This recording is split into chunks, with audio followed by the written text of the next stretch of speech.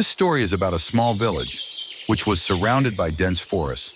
The name of the village was Basanpur, one among the village people. The horrifying story was popular, Terror of the Severed Head. The elders of the village used to say that, many years ago, the landlord of the village, due to a dispute, murdered a poor farmer by slitting his throat, and his severed head was thrown in the dense forest. Since then, his soul has been wandering in the village and forests in search of his head.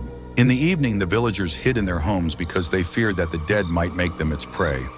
People used to say that whoever saw ghosts with severed head, he was certain to die. Children were strictly prohibited from going out at night. One day, young Suraj of the village decided to challenge this story as mere superstition. He told his friends, "I will find out the truth about that story tonight." Friends tried to stop him, but Suraj remained firm on his intention. As soon as night fell, Suraj took a torch with him and started toward the forest. There was thick darkness in the forest, and there was a shiver in the air. Suddenly, Suraj felt that someone was following him. He looked back, but there was no one there. His heart started beating fast due to fear, yet he gathered courage and did not leave. As soon as Suraj reached the middle of the forest, he saw that a blurry shadow was emerging in front of him. That shadow gradually became clear, and Suraj looked at that headless, decapitated soul.